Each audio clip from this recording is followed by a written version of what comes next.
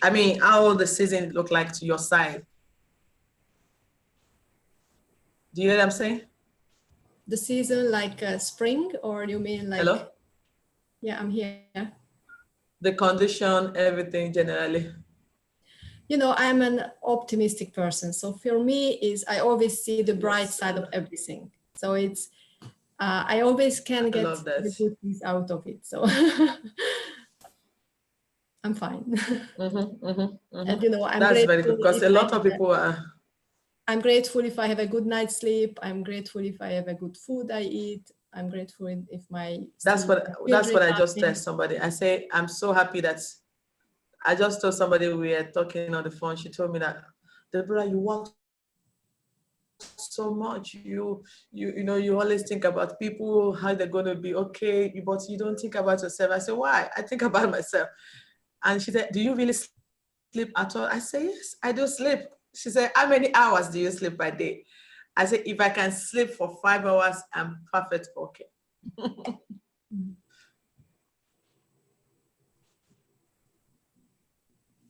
I like to sleep longer though, like 7, 8, 7, 8.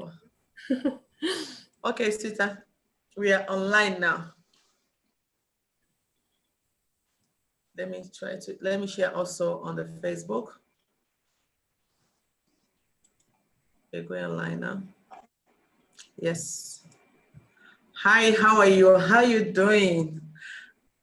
How's everything doing? Now we are online again with my great sister. Her name is Eddie Kiers. She's so powerful woman, and I'll be willing to bring her online with me for so long. I'm so happy that she's here with me. So please, can you please tell about people, our viewer about yourself? Thank you for inviting me, Deborah. I'm really feel appreciated to be here. Thank you so much. So I'm originally from Hungary, but I live in London now, and currently I'm doing life coaching and healing for clients. But I used to be a petroleum engineer working in the corporate world, and Wow. I just realized after a couple of years, very stressful years, that I'm missing my children. I don't spend with them enough time. It was just so hard. Like in the evening, it was just all about, you know, do your homework, go to have a bath. Very stressful. And after this couple of years, I decided I need a break. I need to spend more time with them, and then to get to know them more, you know, connect with them more. Yeah. So actually I quit my work, and then we traveled to New Zealand, and then Wow. even though I wanted to have a job there, so we prepared for that, but we couldn't. But that 7 months we spent there together like a family, and Wow. connect with the children again, connect with the nature, you know, and then the new culture. And then I did homeschooling with them, and then I also Wow. started to, I mean, spiritually elevate, because I was already a Reiki master, so I was doing on myself a lot of spiritual work as well in the same time. Wow. It was an amazing experience. So when I returned from there with my family, I didn't go back to corporate. I started my own business as a contractor. So from that time, I had a lot of time with my children. I was the one who took them school and bring them home and spend with them time. So I was so grateful, grateful for that change, you know. And I just couldn't go back. I mean, it just wasn't a question anymore to Wow. be away from corporate world. And so I also realized by getting out of corporate that I was in a box. I was living in a box, and I didn't actually know that the world has so much opportunities. You can do so many other things. And then it's like the technology. With the technology, you can actually get into networking, get into know more people, get into know more way of income streams, and all of that. So the world is bigger than I just knew, you know. And then so I also started to learn more kinds of spiritual things. I was getting involved with karma healing, and then I started to have callings. Like I felt Wow. like I need to step into the being a healer, not an engineer anymore. So, and then for that Wow. calling, that was when I moved. Okay, you started as an engineer before you start the healing. So the healing thing was parallel actually. So, but already back in Okay. before I was doing Reiki healing, but just for myself, for the family, just as a hobby, you know, not like a business. And then, so it was like more than 15 years I'm doing this spiritual work, you know, on myself and on my family. And so every time I had a free time in the weekends, sometimes like once a month, or I always went to have group meetings, to do family therapy. We learned like extra sense. I did like other kinds of spiritual learning. So even those 15 years when I was an engineer, so it was always parallel, but I never thought about it that time as a business or as a, like helping other people, you know, out there. So when I had the calling, and then it was like a very strong one to come to London to hear people here. So it was people were asking me, why London? What are you doing there? Why? I was like, I don't know. I just heard it. It's just coming to me, you know. I have to do this. And then I followed it. And then, you know, the thing when, okay, how could you follow it? Like, have you have the circumstances to do it? And then they appeared. Like when you have a calling, you have a purpose, because we came to the earth with a purpose, then you're gonna get the help, the support all the time. You just go step by step, like picking up the breadcrumbs, you know, and then as you pick up the breadcrumbs, the help is coming and coming. So in the last moments when you wanna move or you want to get somewhere, it's always coming from above. Wow. So, how do you know that you are called? Do you feel it, or do you have do you pray about it? How do you? I had signs. How do you know?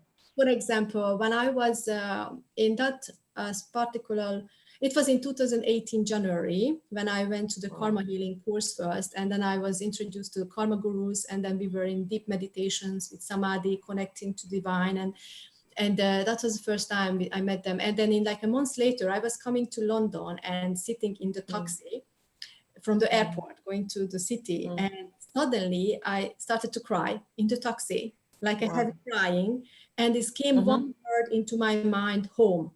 And I was like, what the heck is going on with me? You know, why I'm crying in a taxi with a taxi driver, and what's happening? And home, why London? I mean, it's such a crowded place. I would never imagine to live there, you know, and this kind of stuff. I was questioning the whole situation. And then things started to happen like in the next couple of weeks. Like which showed me the right direction, the way, like how it's opening up, you know.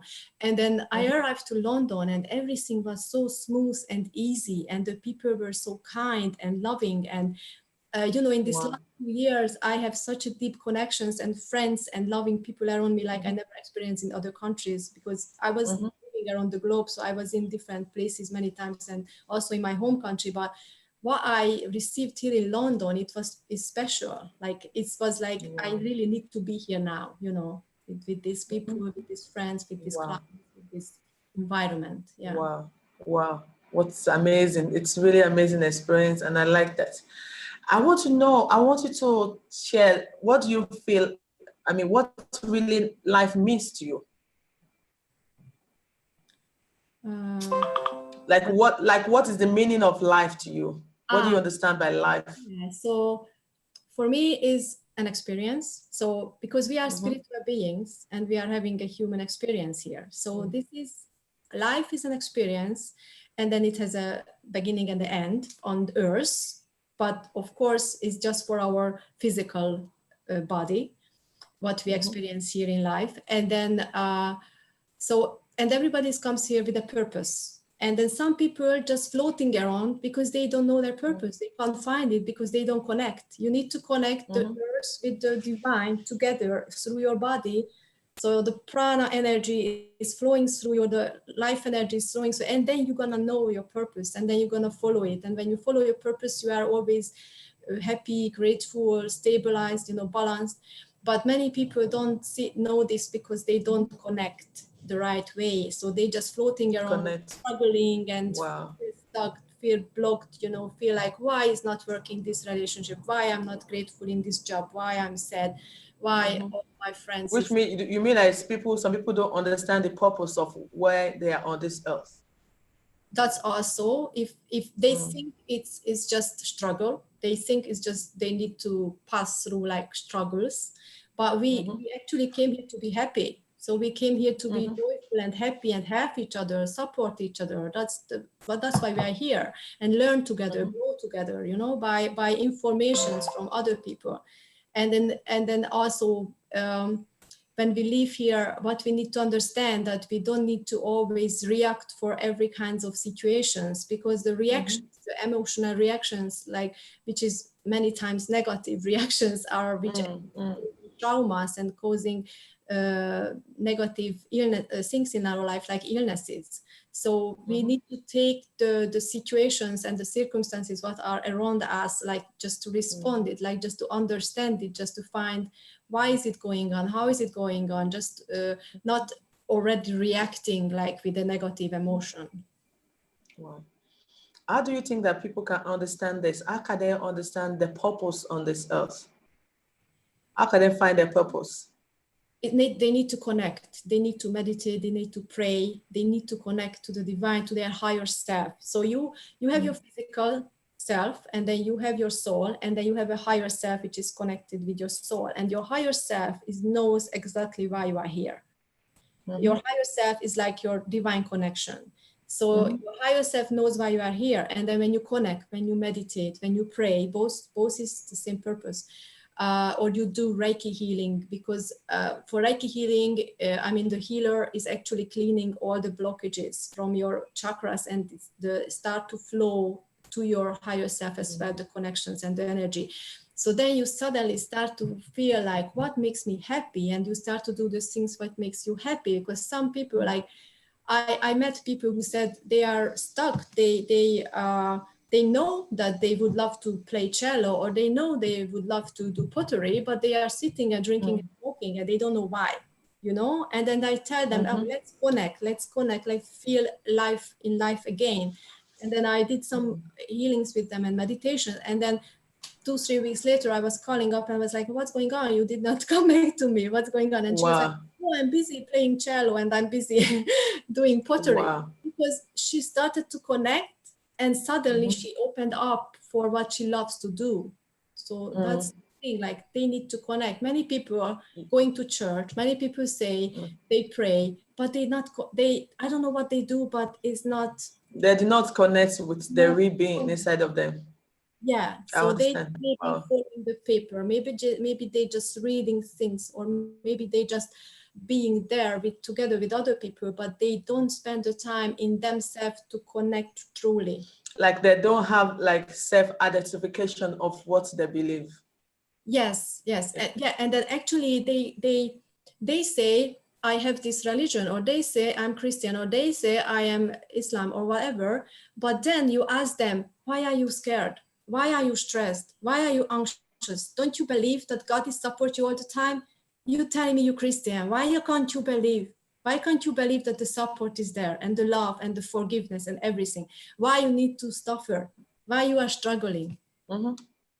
Because they don't believe, then why I say they believe? So they don't believe what they are reading. Yeah, or they don't believe what's going on in the church, or they don't believe. I don't know if anybody is hearing, or this is one of the powerful shows I've been reeling that we should be, and I'm enjoying it. And I want you guys to share as much as you can. Please share. This is so amazing that we need to all listen to it. I'm really enjoying myself here. Thank you. With her. There's something I want you just say. You said about soul. What do you understand by soul? What is soul means to you? Soul is the part of us which eternity, which lives in eternity, which never dies. Like, it's continuous. The soul is energy, which is just transfers, from Earth to transfers to the stars. So it's eternity. For me, soul is eternity. And then when we have, we have like a soul level connection, for example, in the family. So we have a family field, and all the souls in the family is connected continually. So whenever is happening something in the family field or happened in the past, it has effect on our current family as well, because the souls are always connected. And for example, someone was angry or had a bad relationship, or ancestors, it's through the source, it has an negative energy towards us, and we can have a negative relationship because of that. So that's when it comes to family therapy. You know, when we did this family constellation therapies, that's when we actually invite source into the therapy, and we actually create the forgiveness right there with the source. And it's also, for example, abortion. Many people doesn't know that if they had an abortion, or in the past, like in the past, like even their grandma had an abortion, or someone in the family tree, you know, that has could have an effect on your child, like an autism, or like a mental illness, or like a hyperactivity. And then I tell them, yes, you need to acknowledge that child which was killed in abortion, because that child is not acknowledged, that soul is not acknowledged as a first child, or as a position in the family, and is bothering, is having difficulties, is bothering the alive child, you know, because that soul is around and want to be acknowledged because they're part of a family. Wow. So this is how the souls are connected and having interactions and effects on our current life. So we have so many issues in current life, and then sometimes we just want to go to the doctor and ask, why is my son is behaving like this? And they give you medicine for a child, you know, not to be hyperactive. They give you medicine for mental illness, but the issue is in the family field, or in ancestors' life, and then it's I'm trying to share more for people. I want people to. I'm trying to share more. This is so interesting, and I'm trying to share on different platforms. This is really things that people need to listen. A lot of people need to listen to it. It's wow. Yes, I'm here. I'm listening to you, sister. Yeah, I actually finished. Okay. I enjoy that. I enjoy that about what is the soul, and the way you explain about the soul. It's really powerful, and a lot of people don't understand the meaning of souls. Some people say spirit, some people say mind, some people say different things. But that's one thing I wanted to ask about you. Do you believe in God? Yes. It just came to my mind. So God.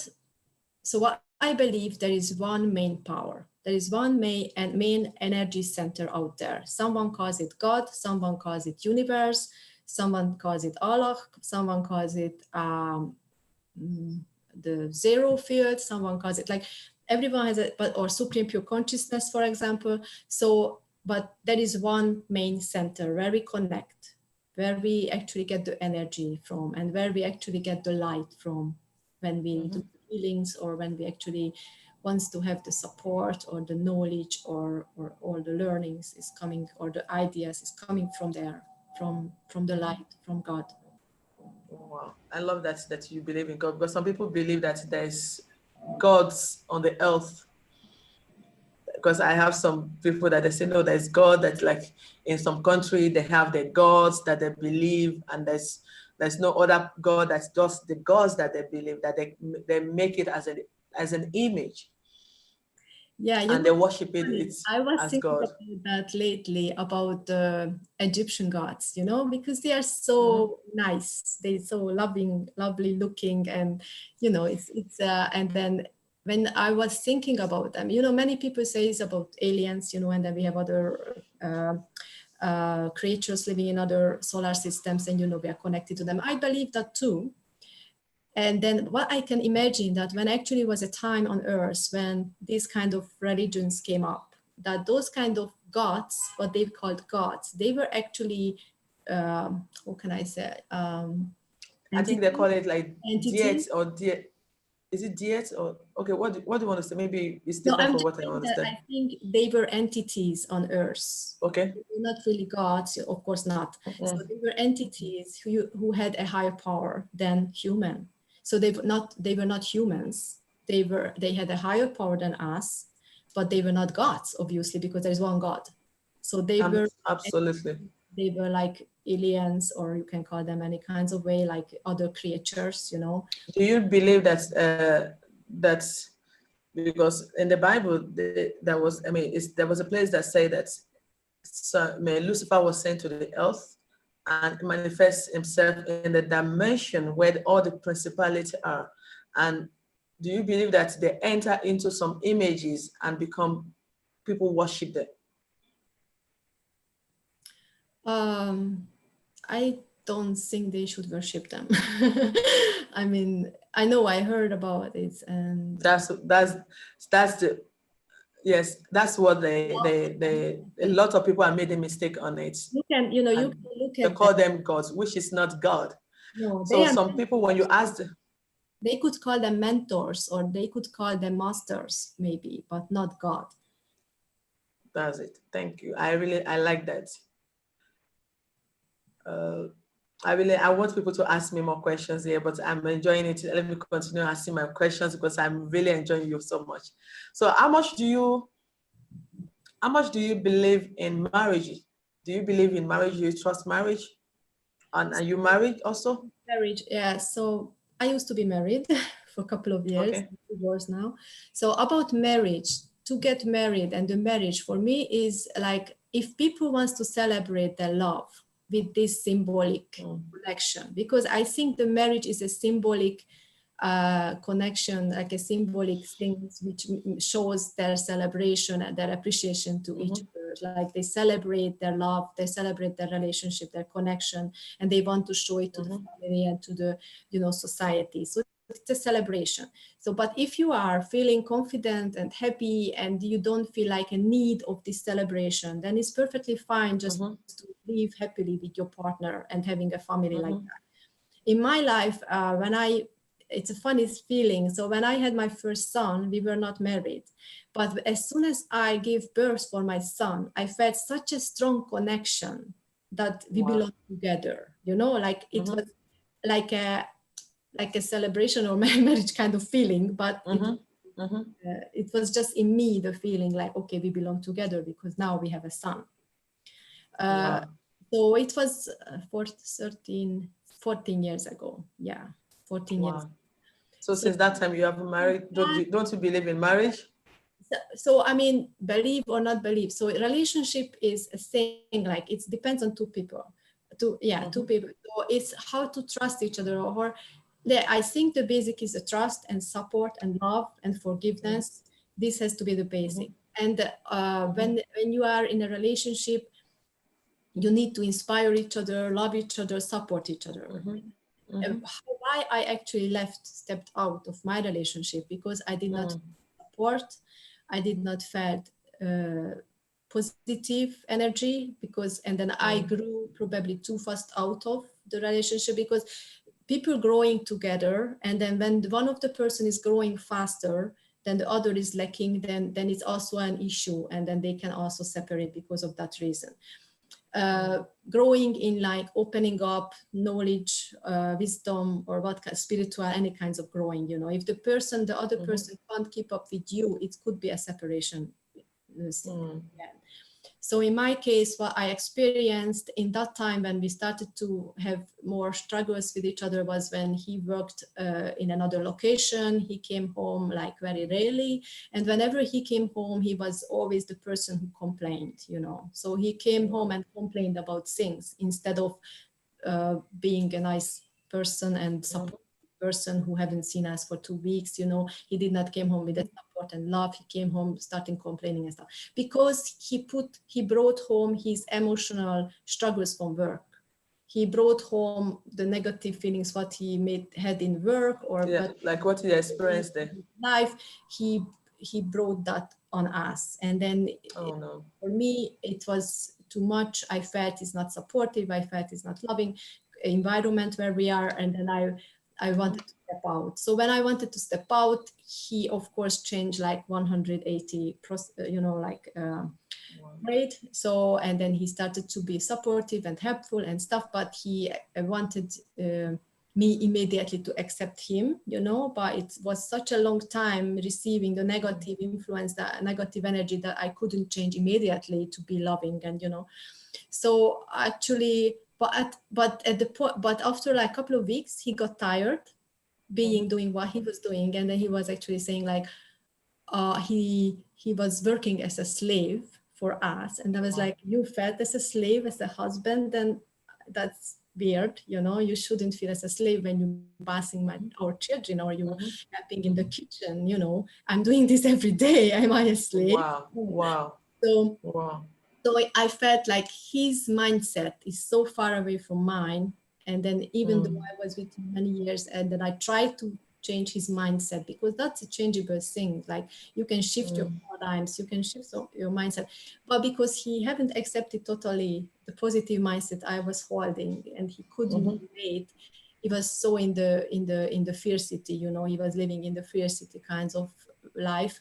So he couldn't come to that mindset. So I just said, okay, I can't live with a mindset like his mindset, because that's gonna limit me. That's gonna limit me from what I need to do, what I need to achieve. Wow. So do you still, if you still want to marry, do you still want to marry, or you don't feel like married anymore?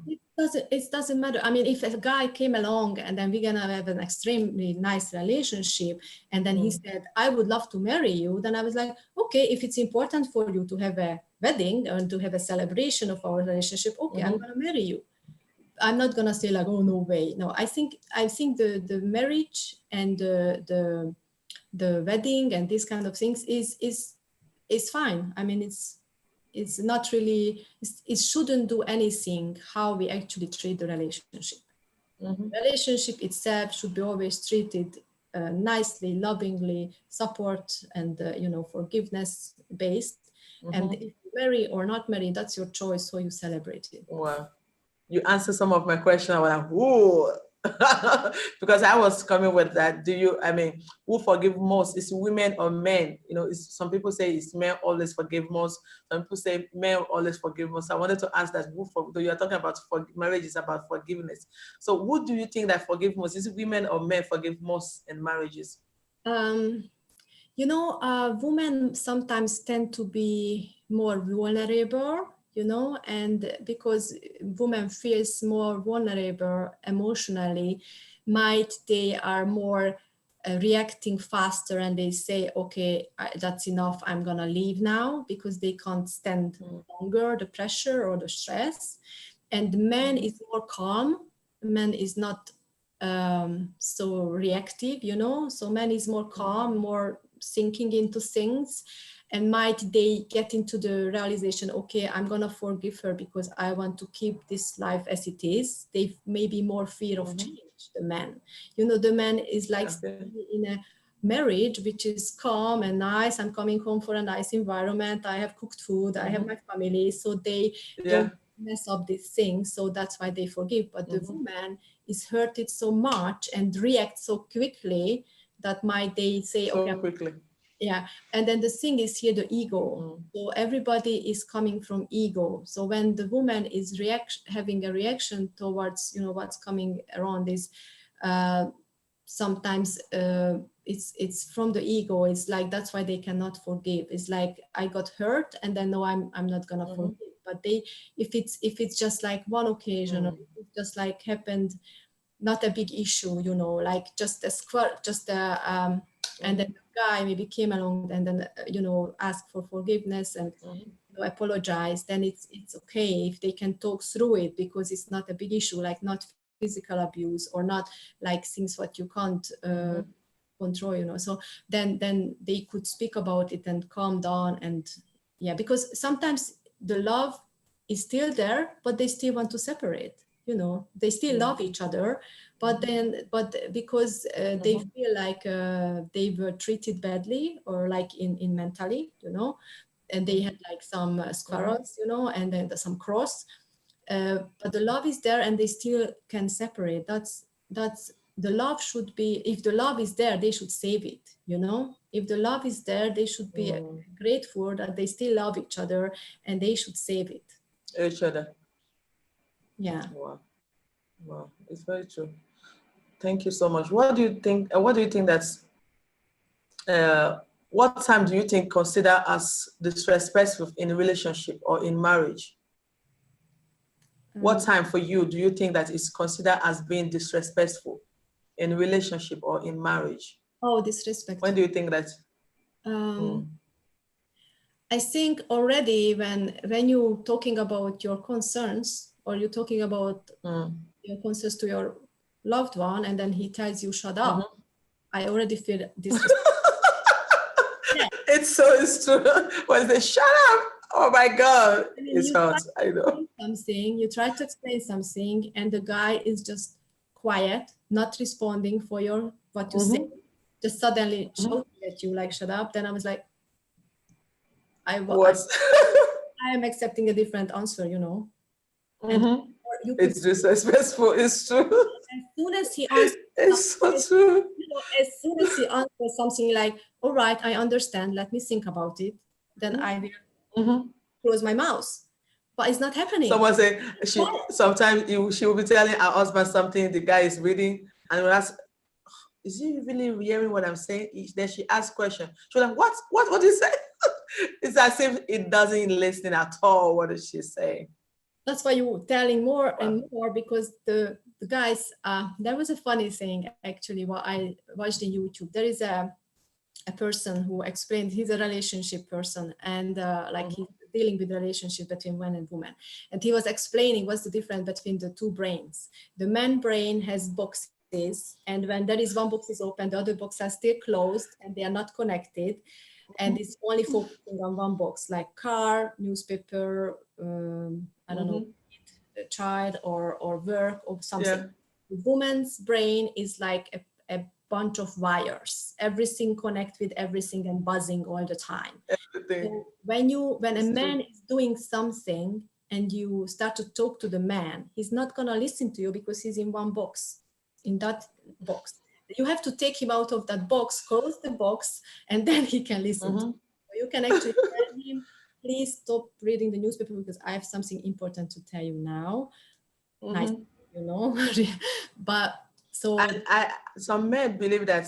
Okay, continue saying something. When you finish, I'm going to say that. And then it's also getting back to the issue why woman is more vulnerable, because woman is, and it's more stressful for women the life, because we always connect everything with everything, emotions, we're giving emotions to everything and feelings. So when we actually have the memories, we connect the memories with feelings and emotions. So when we remember some memories, then we bring back the emotion. We are more stressful, more anxious. While men keeping everything separate in the brain, so they can bring back a memory without any feelings.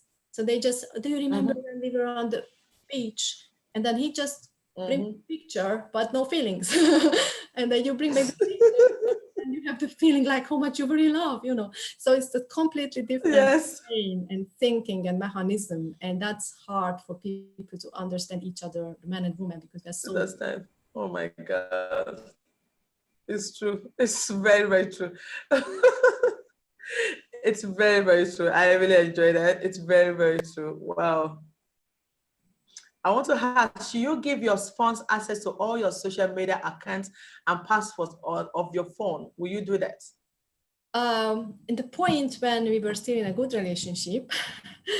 So when you are really in love, when you really trust your partner, which is should be the way. These are the questions people send to me every time. So I was like, okay, I will pack it down. I'll be using it. If you are in love, if you have a good relationship, if you trust each other, which always should be the case, then of course, because he can help you with social media even. You can tell him, oh, would you post me some pictures because I need it for my business? Or would you check my messages because I'm just washing the hair of my child, you know, our kids. So it could be a good cooperation, it could help each other, you know, when we all know about the other person.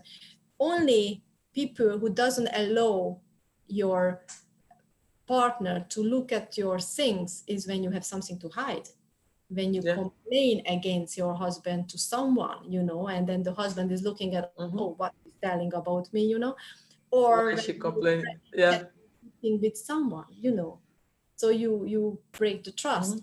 But when everything is perfect and then you trust the person, of course you can allow to get into whatever information you have, you know. So you mean that there shouldn't be secrets in a relationship or marriage? Thank you so much. And how much time do you spend with your single friend due to your marriage in your own way, in your own idea? Yes, I think everybody is different. Someone needs inspiration. Someone needs to, you know, to be with friends to actually release the steam. I mean, due to the marriage. So yeah, so even if you're married, you need your own space. Yeah, your husband also going out to have a bit with friends, you know, you also spending time with your, I think once a week is very healthy, you know, like Saturday evening or Friday evening or Thursday evening, whatever, you go out with the girls or you just, you know, have fun with friends, couple of hours, not like till midnight or 1 a.m. I don't think that a woman who has children and family needs to go out till like morning partying, you know, till the morning, like just to have like a nice chat and dinner or something like that, that is more acceptable, you know, for us or for a husband, not coming home like early morning. I heard one of my clients was saying, it was so funny, that he was saying that the boyfriend was coming home like 6 a.m. or the husband, it was a husband coming home 6 a.m. and he locked him out. Wow. She locked him out. Because where were you all night partying out? A wife locked him out. 6 a.m. You know. Wow. So, yeah, so I think it has to have like a what you call it, a healthy kinds of partying or healthy kind of way of connecting with others. And then of course every day you can have a phone call with them, like every day speaking to your friends, like on phone. That's also a connection. That's also spending time with your friends. Yeah. Wow. Now, major topic that many people don't like to discuss, especially in the church, they don't like to talk about sex in marriage. They feel like, okay, it's a sin of saying this in the church, but it is very important. But what do you think sex in marriage, and what do you think about it? How often do you think that sex is important in marriage?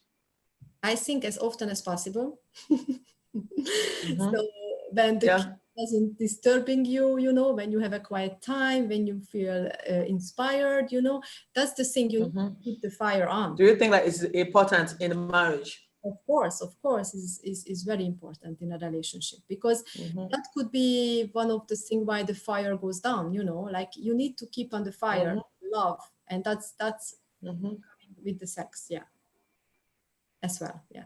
Why do you think that many people don't like to talk about it publicly? Maybe in the church or some religion aspects, they feel like it's not something to talk properly. Yeah, because they are somehow right, because sex is actually a low vibrational activity or low vibrational brain vibrational activity. So, so when you like joyful, when you happy, when you on your purpose, when you that's like very high vibration, you know, like the blessing, the joy, and the sex is somehow a very low vibration thing, and then that's why they don't want to connect it with the spiritual things, with the love, with the forgiveness, with blessings together. But still we are physical human beings, and to keep on healthy body, healthy life, healthy relationship, we need this is a basic things we actually live with. Do you believe that sex is spiritual as well? You know, I remember you posted spiritual sex, or I don't know what was the address of that post. I loved it so much. It's still in my Instagram highlights. Yeah. I still wrote it. Oh, so amazing. That whole paragraphs I'm reading, and I was like, wow, I love this. So yes, I believe in that too. Yes, definitely. Yeah. Wow. A lot of people don't understand that sex is spiritual. Some people, some Christian that I know, or some religions that I know, they feel like you can have sex and also you can go and pray. I don't believe that you can. I'm saying it public. I know everybody's looking at my lips. I don't believe that you can have sex with your partner and go to your altar and pray. I don't go to my altar and pray for that. I can't go and pray after that because it's very spiritual. Yes. When you understand the meaning of sex as a spiritual person, you won't go after that to your altar or to go and pray. I don't do that because I'm connecting with my real being, with God, to communicate with God. So I don't believe that because there's a mystery behind it. It's not me I need to answer this today, but I'm just talking to you. But I believe that we shouldn't do that. Being a religion person, or I'm not in religion, I always say that, being somebody who's spiritual. That people is telling you to go to pray because you should feel about it? Sorry? So you're saying that they want you to go to pray. So you are saying that they want you to go to pray after it because No, some people advise in the some people I heard some people say that as far that you are married to your husband, that even though you have sex with your husband, you can still go to your altar or pray, which I don't believe in that. I don't believe in that because sex is so deep than what we could imagine. If you go in the spirit, you understand what sex is. mm, You understand what I'm trying to say? yeah. Yeah. So you already answered me. I answer how much sex you will be expecting in marriage. How often you say how much sex we can. Can you still be a friend to your opposite sex? Like, can you be a friend to a man, even though you are not married to the person, or can you be a normal friend with the opposite sex? Do you Yeah, think yeah, it's sure. advisable when you are married? Because some people say, no, I don't want my wife to be a friend of a man. Maybe I don't know. What do you think? Your own idea, in your own view. I think it's even so for you to have a male friend, it's even more possible when you are married, because when you are married, you are safe. You know where is your heart belongs to. So you are more easily, you can make friends and just focus on being friends. And just focus on going together in the business or going together in other ways. Inspire each other as a friend. And not to think about having any other kinds of relationship, because your heart belongs to your husband. So in that case, I think it's possible, of course. Yeah. Okay. Wow. So how much about the marital issue? Should we share more with the family, or do you think that we should share more with the friends? Should we share more about your marriage to your friends, your families? How often do you think it should be? Should you do that? Is it good to share your family issue with friends and family? I don't think so. It's a good idea. No, I don't think so. No, because it's already getting to the negative energy of complaining. It's like complain, you're painting negative pictures about your partner, and then Your partner, yeah. yeah, and then of course they just gonna put more on the pile, and it's just gonna attract negative energies more. I think it should be solved with your partner. If you can't solve with your partner, you can turn into to help, like other kinds of helps. You are showing like you have, yeah. It's become like everybody know about what is going on in the family. You're supposed, even though the relationship becomes something so perfect, later you already expose it in that way. What do you think? Is that not what you mean? How did you say again, please?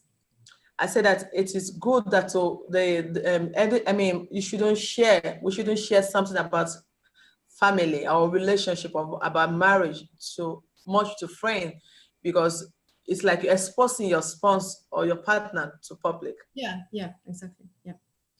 Because later on you don't know what is going to happen. Maybe you can be in a good condition with your spouse or with your husband or with your wife, that everything goes well, but you already exposed it out. Yeah. I understand. Yeah. Wow, thank you so much. I really enjoyed this. I want you to also, a lot of people are going through many things in this time of the season of this pandemic. What do you think? How can you advise them? What do you think that what can you say to motivate them, to encourage them? So first of all, to keep their positive mindset. It's important that you still thinking positively, you still grateful whatever positive things is happening in your life, even for your just having what can I say, a house, or having like food, or having some incomes, whatever you're having in life. Just be grateful for your mother, for your children, for whatever support, or for friends. Just spend some time always every day to think about what you are grateful, and then still working for your future. Still think about what are your dreams. You have time now. You can write down what is your imagined dream life, what you would like to reach, and then you can think about like what steps you're supposed to do towards that dream, and then you can find out like what is possible right now in these circumstances to do. For example, you want to be become something like you need new skill set, then you can go on and learn the skill now through internet, you know. Or you can look for even financial support right now, because there's so many financial support out there now from banks and from other supports, foundations, which support like entrepreneurs, you know, or starting businesses. So there is lot of things you can do. And then you can also, the people who got laid down, you know, they can also start looking to building other businesses, like network marketing, or also digital businesses, or just find what makes them happy and create a business around it, you know. Everybody knows something, everybody has some skill set, or they can develop a skill set what interests to them. Because if you're interested in something, it's moving something inside of you, you like to do things, like you enjoy doing something, then you can actually spend more time with that. And then by spending more time and practicing, you're gonna become a master, or you're gonna become, you know, like good at that, and then you can already give it as a service for money. So there is so many ways you can learn and grow during this season. And then about like, we are still here in UK, we are still allowed to go out, you know, for shopping, and we still allowed to go out just to the park for a couple of minutes, and just to take time to go out to have a fresh air, and just feel the nature, you know, around you, and then call up friends. You know, some people say like they are so lonely because they don't have a family, they live alone, you know. So they feel so lonely, then they can make phone calls, you know, they can call their family or their friends, or I see that some people even connecting through online to groups, you know, and then Facebook groups, and then they start to connect with Facebook groups, and they start to chat with each other, they can call up each other, you know. So you shouldn't feel alone, because you are not alone. This, everybody's connected, everybody's together. You can reach out people, because people are now more kind than ever. That's what I love about this time right now, that people, it's like a correction time for people. very helpful and very kind. It's so, it's not so easy. A lot of people are, you know, they are not in rush anymore. They have more time to very true. yeah.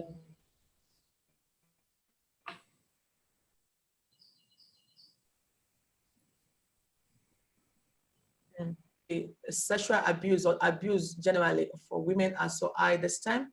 And what do you think that will you advise those women that are going through abuses right now? How can you advise them? What do you think that they should do in a time whereby they cannot go out?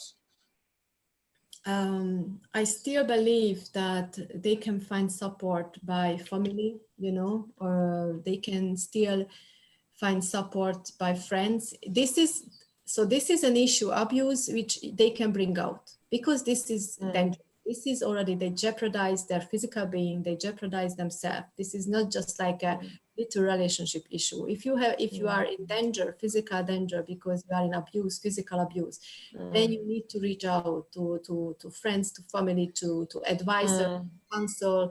They will support you, they will help you, because that's, you are in danger. So you can't play with that, you know. Yes, very true. Very true. I'm so happy to really have you here.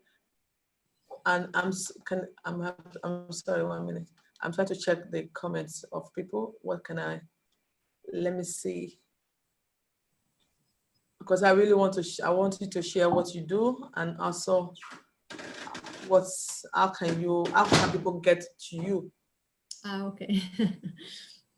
Yeah, so I offer services as a life coach. So I do mindfulness life coaching, which means I actually give them guidance how to navigate, you know, in life, because they sometimes feel lost or blocked, or feel in struggle, or they don't know how to get out of the situation they are, how to choose the right partner, or how to choose the life career.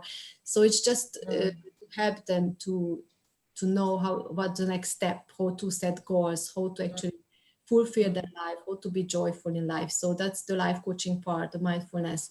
And then I also spiritual healing, which contains more into it. Like I do Reiki healing, which is also helping to clean the chakras, clean the energy paths, so the life energy can through them clearly. They connected more to the divine, you know. And then Reiki healing is also good for pains when they have a pain like toothache or headache or migraine, you know, or any kinds of pain in their body. I also do this healing for people. And then Do you use like herbs, natural and natural herbs, like herbs for that, for the healing? What's that? I didn't. Like herbs, like herbs, HERBS. Yeah. No, I use energy healing. So I use the Okay. energy through my hands, Uh-huh. projecting energy. And then also there is karma healing, which is also called source memory healing. When we go back to the memories where the emotional trauma was actually generated, and then we heal those memories through prayers and through cleanings, through divine help, you know. And then we're gonna solve those issues, and then they can create a new life. They can create a life without this trauma, because sometimes this trauma can block you from many things. You can have a trauma which block you from writing. You can have a trauma which blocks you from having a relationship, or you can have a trauma which blocks you from even loving your mom, or you know, these kind of things. And then when we do a samadhi meditation, when we actually bring the brain into delta level, delta waves, and then when you are in delta waves, you can communicate with your unconscious mind, and your unconscious mind has all the information about your past. And then in this process, it can bring you back the memories, and then you can live them through, and then you can release them. And when you release these memories, you find you actually got filled up with light and forgiveness and support, and then you can go on to a new life. And also I offer ancestor defect meditation, and then I also offer special prayers to solve negative karmas such as when you were disrespectful for older people or to your parents, when you were, for example, doing sexual misconduct, or for example you were stealing or doing some robbing, you know, or for example you detoxified your body, like you were abusing your body, you know, in any way, you know, with eating disorder, or with smoking or drugs or alcohol, you know, all of these things. There are clearing meditation, there are clearing prayers which can help you actually clear the negative karma, and actually even blocking you to make negative things. These are powerful energy works. That sounds amazing. So you're a superwoman. Wow. I enjoyed everything that we discussed today, and I'm happy that everybody listened to you. And this is my beautiful queen sister. I'm happy to have her today, and she's amazing. And I can't wait to have her in the coming conference in Dubai. I hope you will be able to come. I will be very happy. Thank to have you today. I'm so honored to have you on this live assurance today. Thank you so much. May God bless you, sister. Thank you. And just for how to reach me, you asked me how the clients can reach me. I have a site is Rise Energy Co.uk. Okay, can you please send me the website so I can put it on the video? Yeah, sure. Okay. Thank you, Deborah. Thank you so much, sister. Yeah, I enjoyed. Bye-bye. Thank you. Bye. Thank you.